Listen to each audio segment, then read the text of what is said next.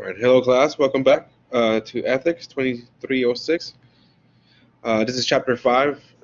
We're talking about this one particular approach to moral theories, which is consequentialist theories.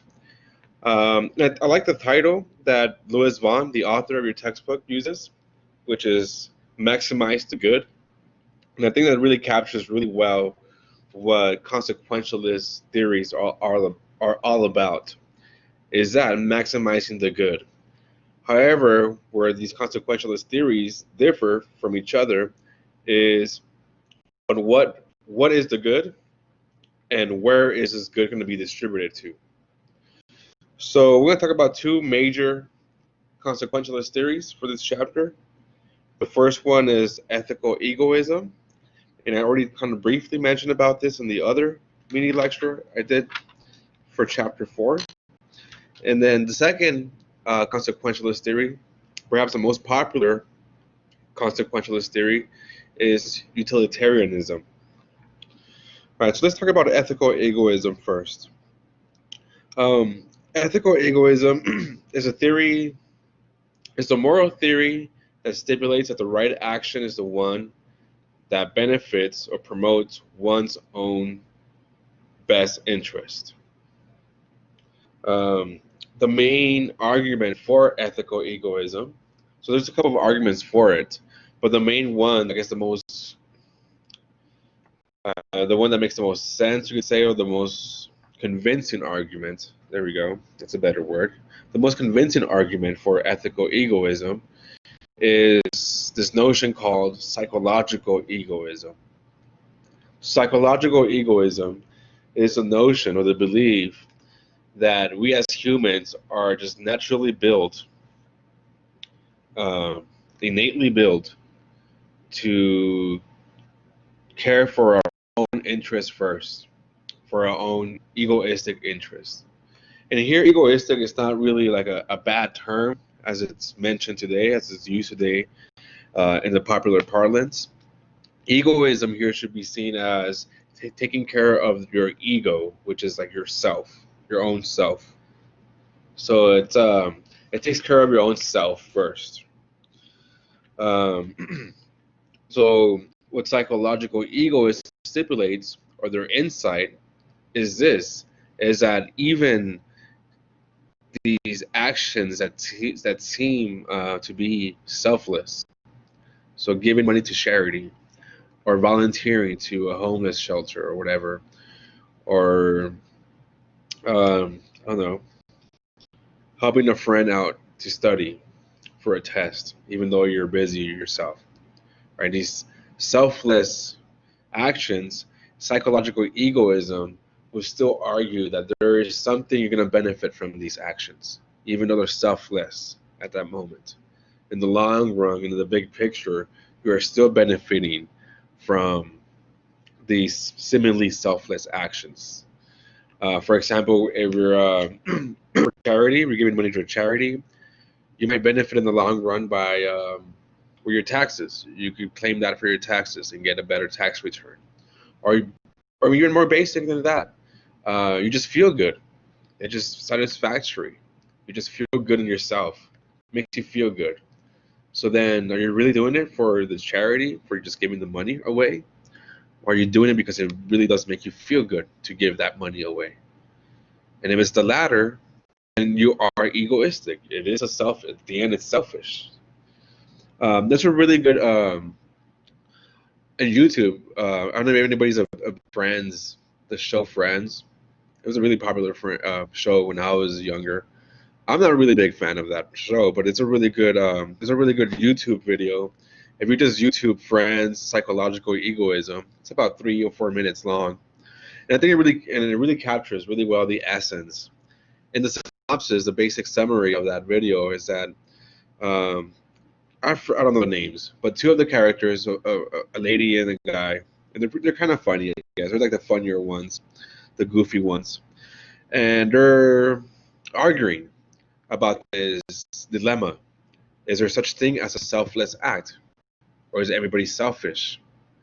And this lady, the goofy one, I forgot what her name is, but she's goes like the whole episode trying to do selfless acts. But at the end of the day, she always finds something that she benefits from it. So, for example, she gives away her money, she gives away food to homeless people, and every single of these actions, she benefits from it somehow, even though she's giving away that she doesn't have. Right? So it's kind of comical, but I think it really captures the essence of this psychological egoism, and that's like the more convincing argument for ethical egoism, of why we should follow that ethical theory, because people are like that. That's the way we are. Two other popular theories that promote ethical egoism is the so-called self-reliance argument, and this is really taken from Ayn Rand, and I talked about this in the last lecture on chapter 4. The self-reliance argument is that the most effective way to make everybody off, to benefit everybody, is to make sure that each person minds their own business and that they tend their own needs. And the better we make this available to people, the better everybody is. So the best way to benefit everybody is to make sure that everybody minds their own business. This is the self-reliance argument. This is really, really closely related to the libertarian argument. Right? You'll find this in politics, mostly the libertarian argument. This is another popular argument for ethical egoism. The libertarian argument argues that the only reason you should help another person is if you want to, your own consent. So that's one thing, consent. And the other one is for reparations. So if you hurt somebody, it is your duty to give back some reparations, justice. But if nothing happened, and if you don't want to give, if it's not your consent to give, you don't want to give to charity or whatever, you shouldn't be forced to. Right? So libertarians argue against taxes on these two main little horns of this argument. The one horn is consent. Why should I be taxed if I don't have my you don't have my consent? I don't agree to this. And the second one, I didn't hurt nobody. Why should I be paying somebody when I didn't hurt nobody? Right? So this is the libertarian argument. And so all these arguments, the self-reliance argument, the libertarian argument, and then the psychological egoism, this view, all support this moral theory of ethical egoism. And again, what is ethical egoism? Is simply the view that the right thing to do, the moral thing to do, is to do what is in your best interest. So you're going to maximize the good, right? Going back to the title of the chapter. You're going to maximize the good to who? To yourself. Don't worry about anybody else. Maximize the good to you. That's ethical egoism. And there's two approaches to ethical egoism. The first one is act egoism, and the second one is real egoism. And I mentioned this also briefly in the last mini lecture. Act egoism is that you can apply these theories, these arguments I just mentioned, right? The self-reliance argument, the libertarian argument, and more importantly, the psychological egoism principle to every action. That's why it's called act egoism. So every action you apply these egoistic principle, if you want to call it that. That's the way that your author in the textbook calls it. So you apply that egoistic principle to every single action. So before you act, before you make a decision, some dilemma, right? Should I cheat or not on the test? You apply this egoistic principle. Is it going to benefit me? If it is, then you cheat on the test, right? And it's morally right because you're going to benefit yourself. Right? It doesn't matter about the rest. And so real egoism, on the other hand, though, is you apply this egoistic principle to a rule that your action you're going to do follows under. So let's take the same example of cheating on a test. right? You want to cheat on a test. The real egoist, right, if they're following this ethical egoism, will say that this real ethical egoist would first look at a rule, be like, okay, what rule does cheating fall under? So let's talk about a couple of rules, right? So let's say there's one rule that's do not cheat. Right? If we follow this rule, is it going to benefit me in the long run? Me, right? It's the ego, myself. And it's up to you to determine that. If yes or no, and that's your guiding, that's your principle. Right? So these ethical theories are just guides, right, for what actions you should take when you face a dilemma. Again, there's no really true right or wrong answer. It's just principles and guides here. So the real egoist will look for a rule that act falls under, and whatever that, if you follow that rule consistently, would it maximize? So would it ask himself, would it maximize my own self-interest? That's what the ruled egoist would do.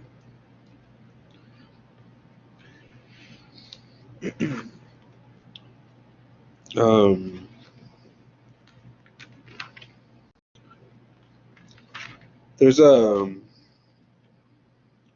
again, there's different ways to define what is good. One of the earliest, I guess, philosophers, this ancient Greek philosopher, Epicurus, defined good as the absence of pain and the promotion of pleasure. So his view, the Epicurean view, is this hedonistic view. And this word hedonism, today's popular parlance, today's popular usage, is seen as something vulgar, as something like just as something carnal, as something all about the overindulgence of carnal desires, right? Sex, drugs, rock and roll, basically, right? That hedonism has this connotation of now. But in philosophy, hedonism has a different, more, I guess, proper view, right? It's not a vulgar, say that, right? And in philosophy, hedonism means pleasure, but pleasure in a higher sense than just bodily pleasures, right? So like intellectual pursuits, basically, art, right? The aesthetic notion of beauty, intellect, right? Research, that stuff. That's what they mean by pleasure for Epicurus.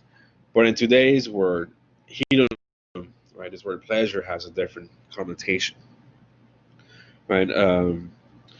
So this kind of, I'm not gonna get ahead of myself. Let's just leave it at that. Just that distinction between the popular usage of hedonism and I guess the philosophical usage of that same word, hedonism. Um, Another way that, and that kind of, this notion, right, of seeking pleasure, that's what humans want, right? It's happiness, flourishing, pleasure, the avoidance of pain. Let's put it that way. That's the way that Epicurus put it. The avoidance of pain, right? And logically, it's going to give you pleasure, right? If you avoid pain, then the flip side should be pleasure. But what Epicurus said, right, is this ancient Greek philosopher. He's actually from Rome, but anyways, this ancient Greek philosopher Epicurus, uh, what he said was the avoidance of pain. That's what humans, all humans, that's their goal. That's like their natural purpose, avoidance of pain. Every human being strives for that, right? And that's what should be the moral guidance. That should be the principle to guide us in determining what is right from wrong. Is the search, the striving for this avoidance for pain. This is what the good is. And for the ethical egoist, this avoidance for pain should be placed upon, distributed to yourself, right? That's the right thing to do. Now, for the utilitarian, so let's move on to the next, um, um, the next ethical theory. I'm sorry, kind of blanked out there. This avoidance of pain, you're going to apply that, right? There's this notion of this maximize the good, right? To the chapter, the title of the chapter, to everybody involved. everyone involved, right? So so the moral community here is expanded, right? All the moral agents, right? All the people that are counted in this moral world, if you want to call it that way, it's expanded from just you, from the ego, to everyone involved, right? Whoever's going to affect in your actions, you need to take into account what's going to happen to them. Or is your action going to benefit them or not? Is your action going to avoid pain for not just you, but now under utilitarianism, this other ethical theory, consequentialist theory, are you going to avoid pain for everyone involved in that action? So think about cheating, right?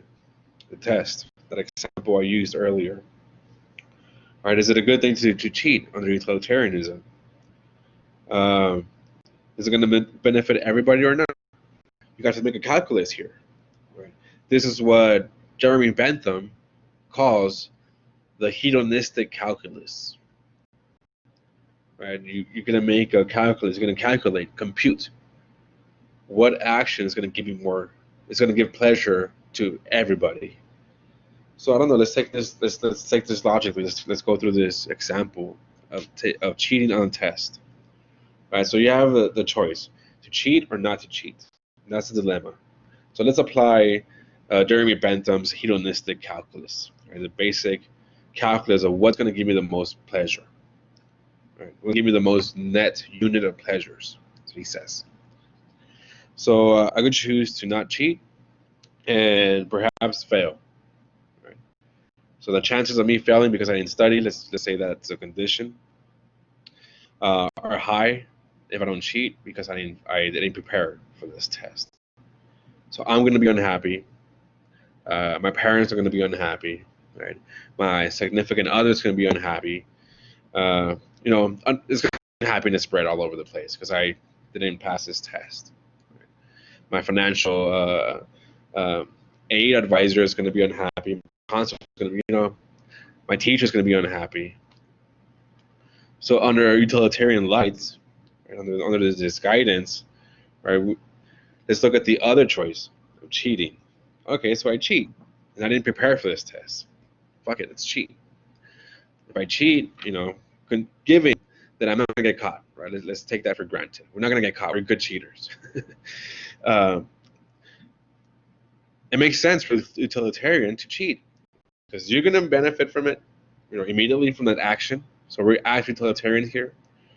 From that single action, we're going to benefit, right? Everybody's going to be happy, right? Your teacher's not going to find out you cheated if you do it successfully. So he's happy thinking that you studied, right? Everybody else just mentioned is going to be happy because you're doing good in school. Hooray, right? So under utilitarian lights, this seemed like the right action, the right course to take. Even under ethical egoists, even more so, I should argue, an ethical egoist framework, cheating on a test would be the right thing to do because you're promoting the good, right? Hence, again, though, how do you define the good? So this is one of the main critiques against consequentialist theories, right? That it doesn't really, it's not capable of giving you a clear definition of the intrinsic goodness of an action or not, because all it cares about is the consequences of actions. So actually, it's incapable of telling whether an action is good or not in itself, because it's not really studying that. It's not really taking care of that. It's only taking care of consequences, or the benefits, if any, of your actions. So that's one of the main critiques against utilitarianism. But what's one of the main? How do they justify utilitarianism? Let's give you like the main arguments, just like I gave you for ethical egoism, the main arguments of what supports ethical egoism, which was a self-reliance argument, libertarian argument, and psychological egoism. Utilitarianism has one simple rule, or one simple principle. the principle of utility as Jeremy Bentham. Jeremy Bentham, side note here, a footnote. Jeremy Bentham is, I think he's Scottish. Anyways, he's a professor he was a professor at Oxford University way back in the day, 1748. He was born in 1748. He died in 1832. So in the early 1800s, he was a professor at Oxford University, and he was one of the first, I guess, Western philosophers in the Western world, in Europe, namely, that formalized this idea of utilitarianism. This, Jeremy Bentham's idea of utilitarianism, this consequentialist theory, we call classic utilitarianism. That's what it's called, classic utilitarianism. Jeremy Bentham's had a colleague, also a philosopher professor at Oxford University back in those days in the 1800s, John Stuart. And John Stuart was the father of John Stuart. Yeah, what was his first name? Was it John? Almost positive it was John Stuart.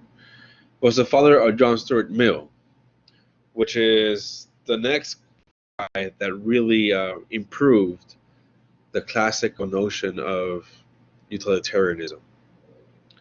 So basically what I'm trying to say is that John Stuart Mill, and this is the philosopher that's credited with the modern notion of utilitarianism. We have excerpts from his writings in the back of the last chapter, towards the end of the chapter, chapter 5, from his book called Utilitarianism. And in this book, John Stuart Mill is just revamping, modifying, improving upon the work of Jeremy Bentham. And this is pretty obvious why, because John Stuart Mill's father was the colleague of Jeremy Bentham. John Stuart Mill was exposed from a very, very young age to these professors from Oxford University. Right? As a matter of fact, let's give you a little bit of bio, because John Stuart Mill has a fascinating biography. He's a fascinating character. By the age of 8, he already knew Latin and Greek, ancient Latin and Greek. By the age of 12, he already had published his first book. By 14, 18, he's already working on his encyclopedia and stuff. At the age of 21, he was like the director of this India company, this importing and exporting company out there in India. He worked there for pretty much the rest of his life. And he would write these books on the side. So this bright man, he was just a bright man just because he was his family, right? His father was a professor. His working colleague, his next door neighbor, pretty much in his office, was Jeremy Bentham.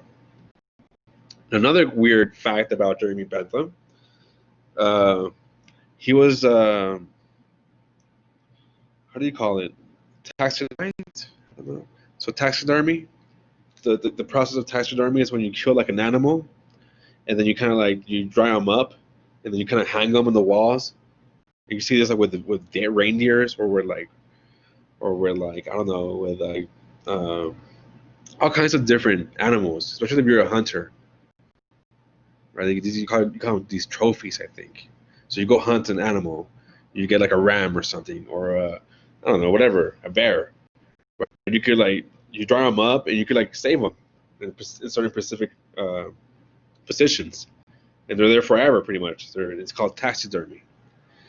Jeremy Bentham, they did that to him.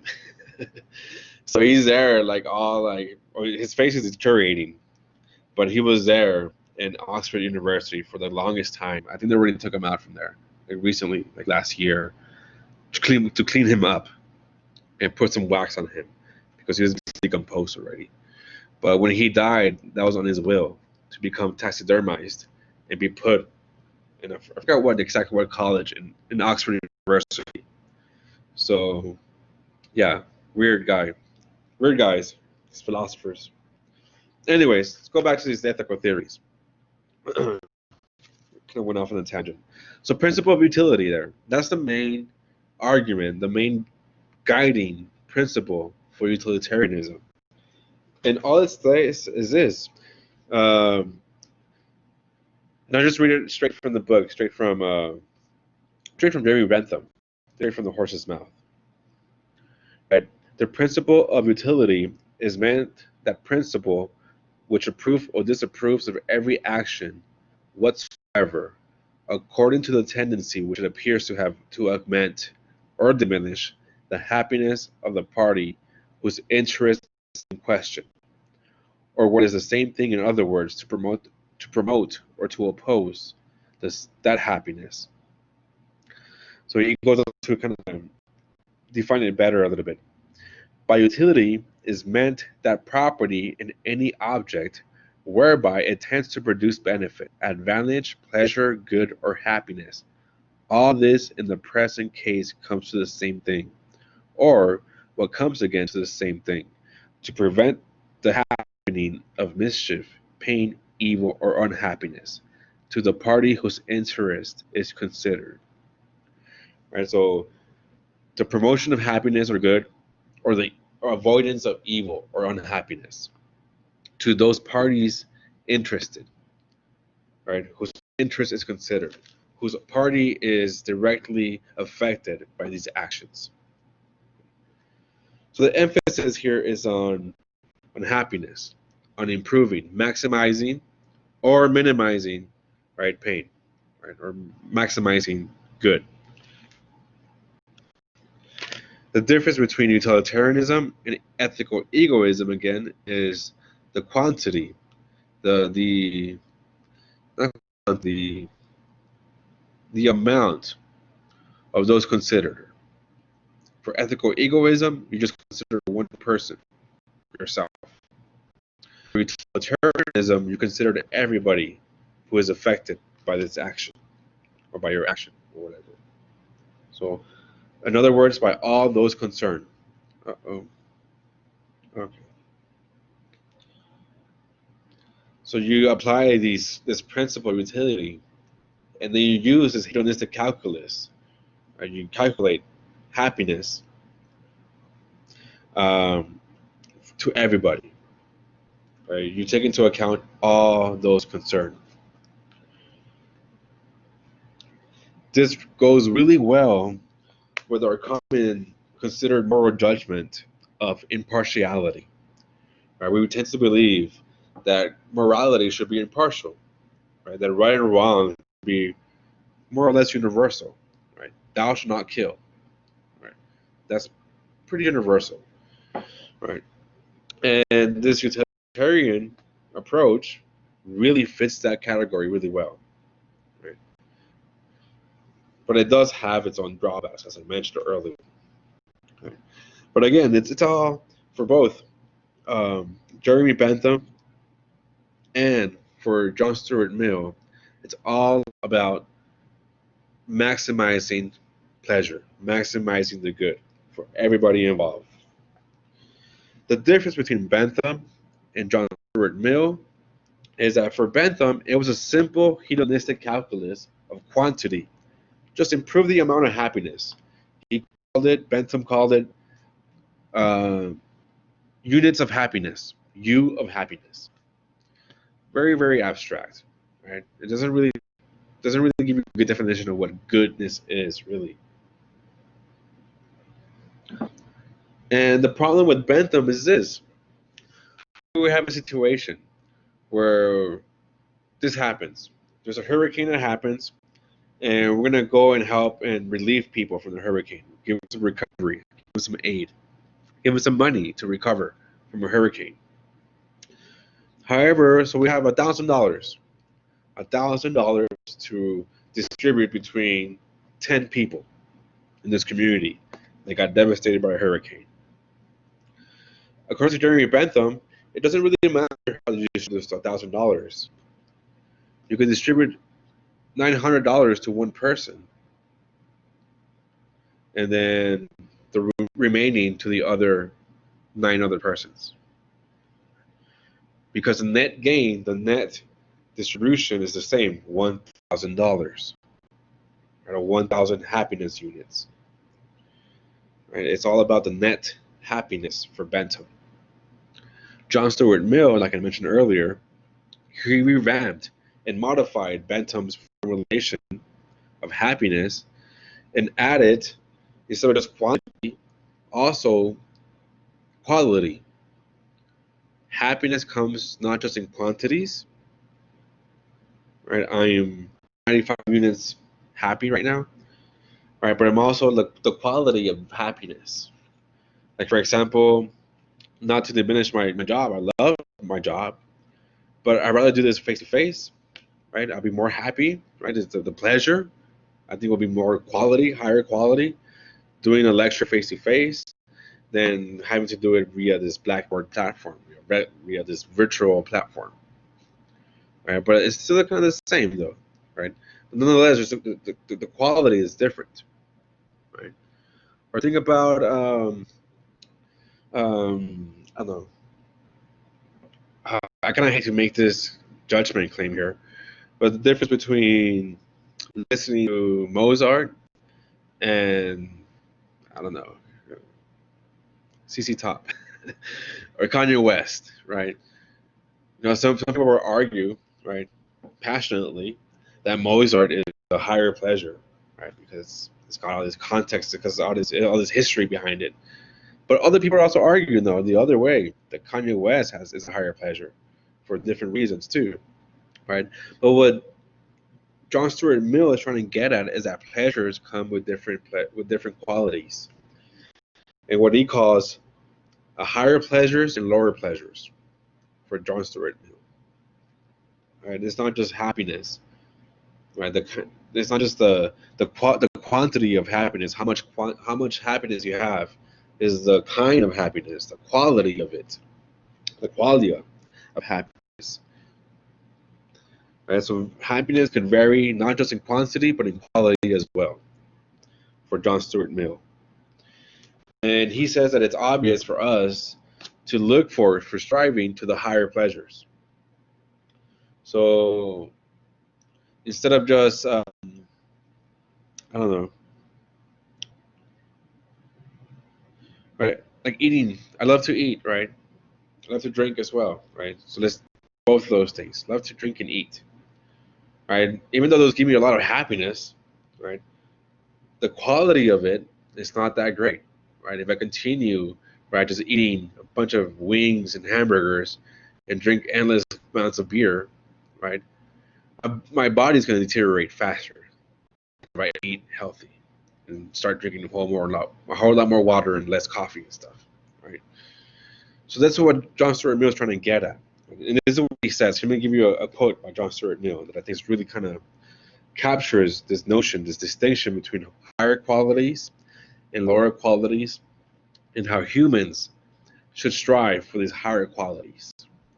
So John Stuart Mill says, "It is better to be a human being dissatisfied than a pig satisfied. Better to be Socrates dissatisfied than a fool satisfied." So what he says here is it's better to be a human being who is dissatisfied, who is unhappy, than a pig who is satisfied. Right? Or the way he says it, we're using the analogy of Socrates now. It's better to be a Socrates, was known as the wisest man alive, supposedly, to be him dissatisfied than a fool, some ignorant that's satisfied. So what he's trying to get at here is that there's hierarchies of pleasure, and as human beings, as rational human beings, happiness is up there with the higher pleasures. It's not just, being pleasure in the simple hedonistic way as Bentham was claiming, is that we need to use rationality here more. All right.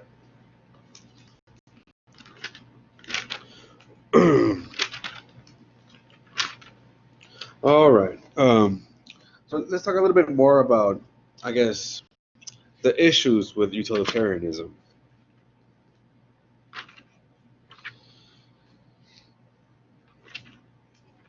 Well, let's talk about the issues of both, really.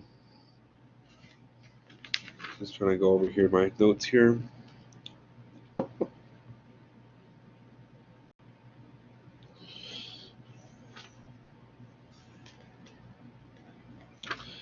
So one of the biggest critique the biggest downfalls for both. Let's do ethical egoism first. The biggest downfall for ethical egoism is that it violates core beliefs, namely about like justice. Because core beliefs about what's right. So think about these scenarios here. And let's think about just consequences. What are the consequences here? Okay, these are consequentialist theories, both ethical egoism and utilitarianism. So there's terrorists out on the loose, right? Kind of like Osama bin Laden, but better, right? He's killing people. He's really good at killing people. He's really good at escaping, and we can't find him. And we know he's gonna keep doing this if we don't stop him somehow. But we just can't get him, right? Our intelligence, we don't know where he's at. He just slips our hands from our hands all the time. But he keeps on killing though. So so as a chief of intelligence, as chief of staff, or whatever, of the military, you're that person. You capture his family. You have this plan. It's kind of evil plan, but you have no other choice. You capture his family, his I guess his couple of wife, and about 12 of his kids, right? Kind of stereotyping here, but I'm sorry, stereotype. But yeah, you have a couple of his wife and 12 of his kids. You capture this family. You're able to capture his family. So that's all his family. That's all he has, his immediate family. And you immediately kill all his wives and about 3 of his kids to tell them to show that you're serious. And then you say, if you don't turn yourself in within a week, I'll kill the rest of your kids, which is what, 9 other kids. And if you do turn yourself in, you save them. You keep your kids. You go to jail, terrorist, but your kids will survive. All right. So what do? Right? Will you continue? Right. If he doesn't show up next week to turn himself in, will you kill the rest of his kids, or would you? You know what I mean? There's something wrong here, right? There's something wrong with just common morality here, right? Just common moral experience, as the book says it, of killing kids for capturing one person, right? Even though he is a terrorist, right? There's just something just inherently wrong with that, right? But this could happen, right? This could be, even though this is just an exercise, a thought experiment, this is something that has happened before. Think about the drone strikes that we use in the Middle East, right? Those drone strikes, for the most part, yeah, we have intelligence that these are terrorists, but these terrorists are surrounded usually by their family members and stuff like that. And the drone strike just carpet bombs that area. And then the guy in the drone is about a couple thousand miles away. They're not there. It's a drone. It's not manned by anybody. It's somebody behind a screen pressing fire to bomb these people, right? So it's, so these ethical theories, right, kind of, there are guides to help us do the right thing, but is it right? Is it really the right thing, right? Like, and this is what utilitarianism doesn't take into account. These common moral experiences. Think about this other ethical issue, the ethical dilemma. Charge my computer. Running out of battery here. Uh-oh, how am I going to do this?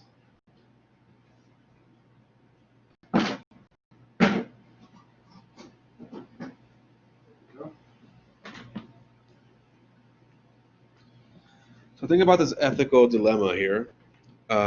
You're a surgeon, this medical surgeon, and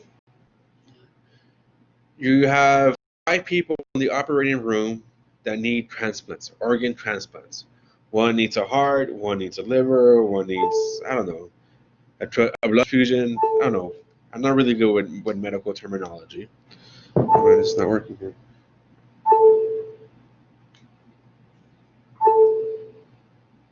we go. So you're a surgeon. You have 5 people that need transplants, and they need it desperately, and you don't know what to do. And if you don't get this organ transplants for these people, these 5 people, they die. So to take a break from this, you do your regular routines, and you do your checkups, just regular checkups for your patients.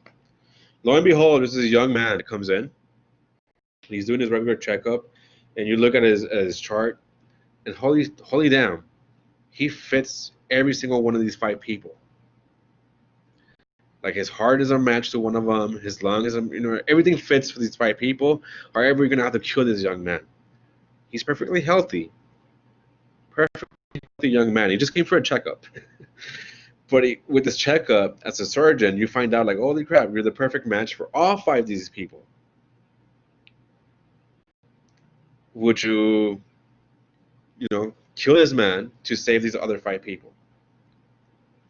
Under utilitarianism, you would. Right? It's the maximum number of good for maximum number of people. So 1 or 5. You have to sacrifice that 1 under utilitarianism. But there's something wrong with that, no?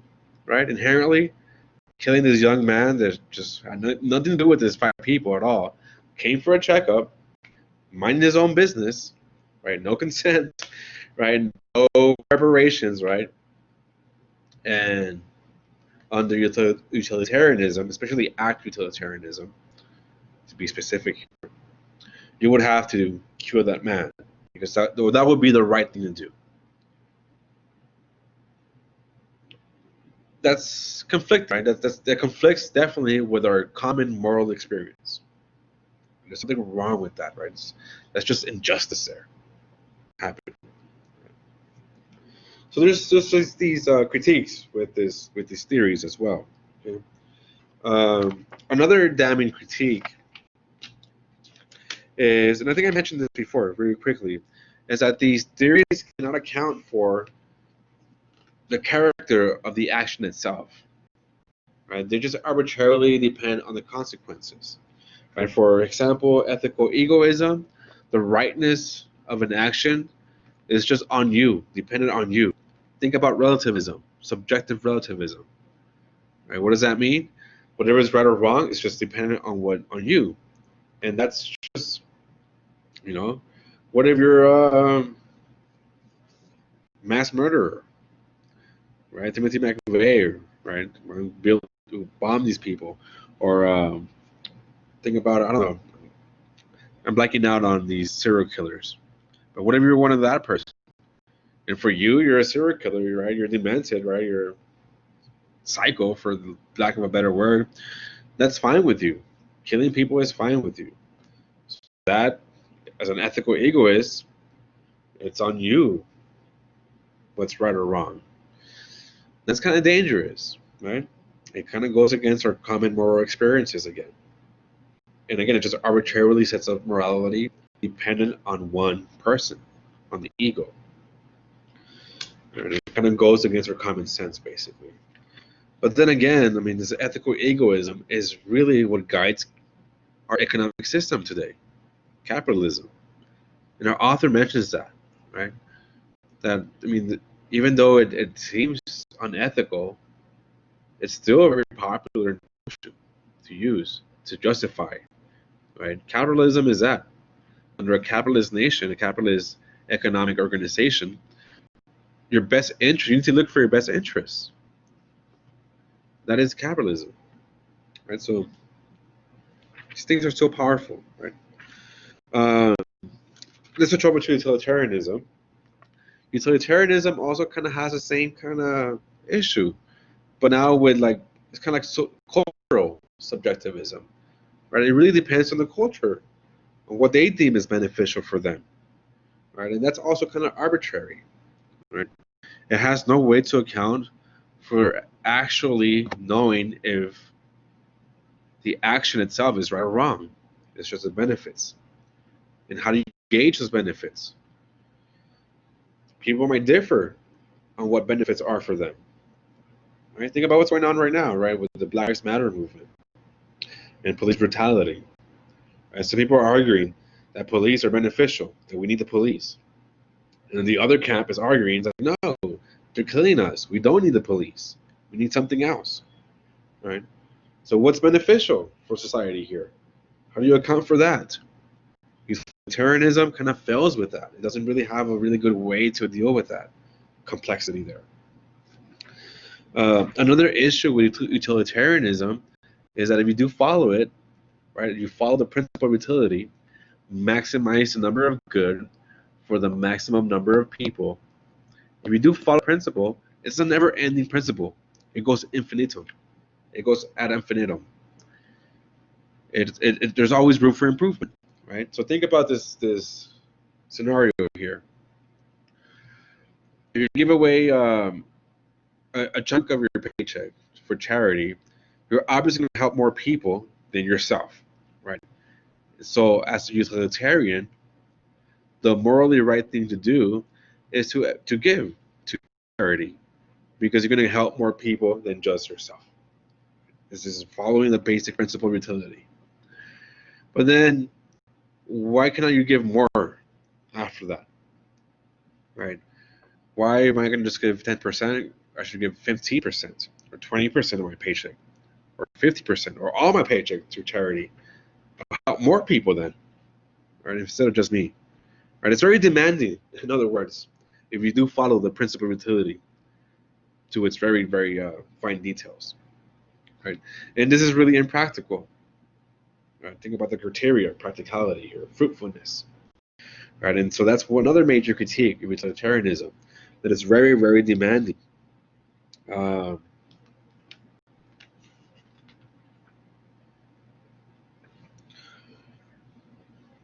This is the think about the notion of, and I'll give you a big word here, supererogation.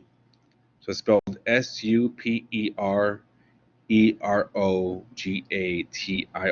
Supererogation. This is just an action that is above and beyond just the call of duty, something that is beyond. So the supererogation of utilitarianism, that you help others to maximize the good to the maximum number of people. So you kind of have to sacrifice yourself here, right?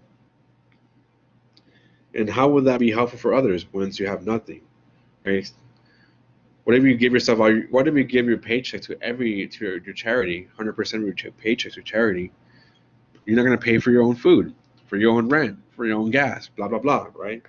And then you'll be out of a job because you can't make it to your job because you have no car no more, or no place to stay, or no place to shower, right? You're stinky and stuff, whatever, right? So this utilitarianism in theory sounds really great. Maximize the number of good for maximum number of people, but then you buy it, and it has a hard time to deal with such complexities as I'm just highlighting here. It's very demanding, more or less arbitrary. Impartiality, can we really reach impartiality? Right? Are we really impartial? Right? Can we really be unbiased? As John Stewart says, we need to be unbiased as an unwitting spectator, as we're just like seeing this stuff happen, as if it's not happening to me, right? But are we really like that? I don't think so, right? We're heavily invested with our relationships, right? We're social beings, right? For example, if there was like it's kind of fucked up, but I probably will do this just because, I love my brother more than strangers.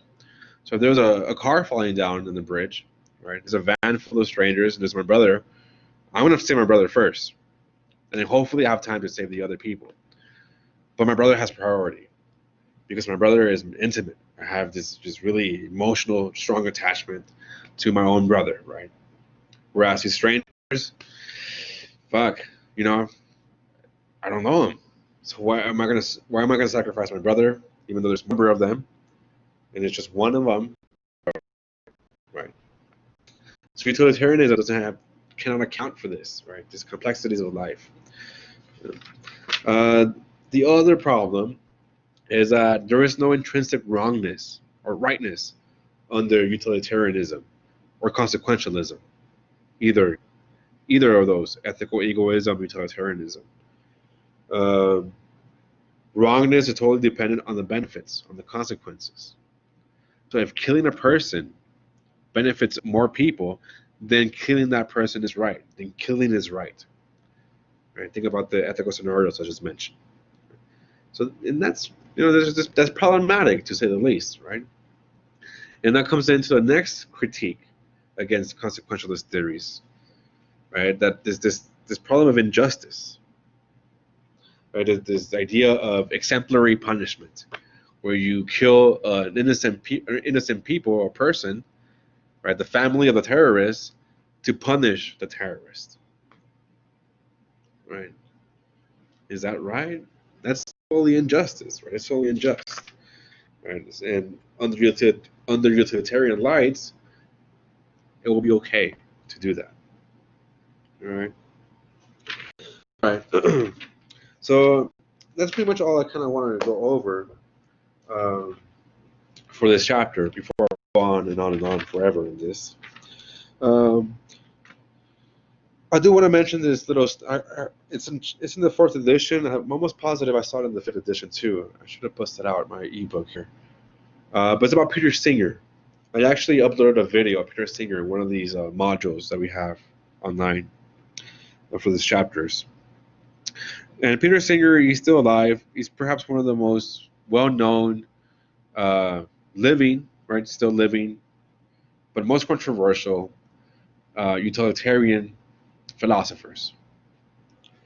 Namely, his main project, Peter Singer, he's all about animal rights. So when you do the chapter of animal rights, I think as it is, you're going to undoubtedly read about Peter Singer. But he also has this really controversial notion that's based upon utilitarianism, where he expands his moral community of all involved, all those considered, impartiality, that you should consider everybody, maximize the number of good for maximum number of people. And he defines people to include non-human persons, he calls them. But this is the controversial stuff here. Not just includes animals, right? That we should be included, that animals should be included in plants, should be included in our calculation of happiness overall to maximize the good. But he says that there's certain people, namely like disabled people, right? People that are disabled, like mentally incapacitated people or physically incapacitated people, that are not really persons, he says. That's very controversial, right? So he has a distinction between persons and non-persons, and the distinction, the crux of this distinction lies in the ability to feel pain. If you're able to feel pain, then you're a person. So a person, according to your Singer, are beings that feel, reason, and have self-awareness, and look forward to a future. So, for example, fetuses. A fetus has no self-awareness yet, right? It's just a bunch of like cells coming together, right?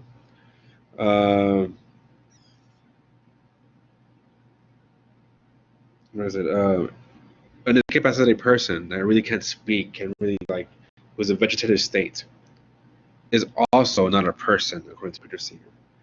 And according to Peter Singer, a fetus has less moral worth than a gorilla or than a chimpanzee, because a chimpanzee or an adult gorilla, they are persons. They could feel, they could reason. Gorillas could reason. They could figure things out, right? And they have self-awareness, right? And they actually do look for a future. They do plan things ahead, not as much as we do for years, but maybe for the next step or next couple of steps.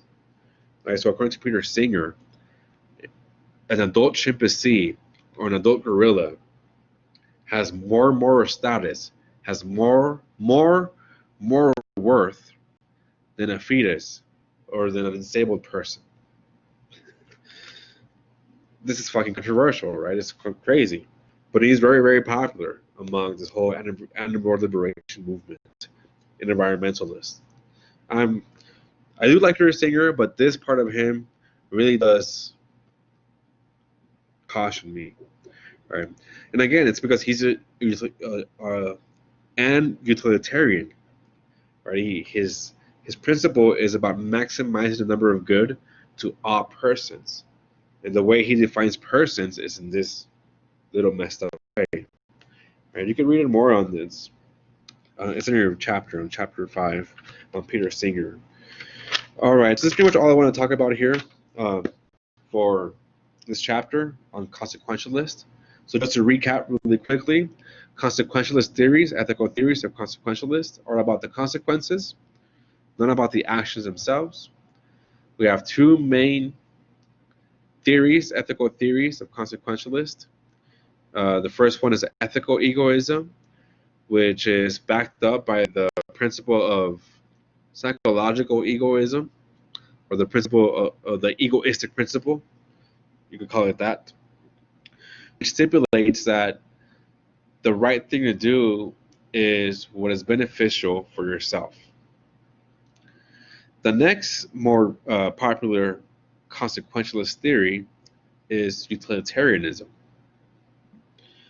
And utilitarianism applies or uses the principle of utility, which stipulates that the right thing to do is whatever maximizes the number of good for the most number of people.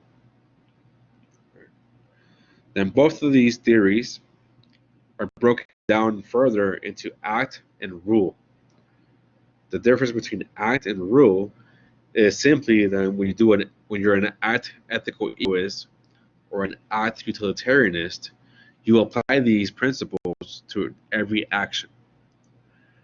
When you're a rule ethical egoist or a rule utilitarianist, you apply the principles of each theory to a rule that is covering your action in question. All right. So these are basically consequentialist theories. All right. The next chapter, it's got to be non-consequentialist theories. Yes.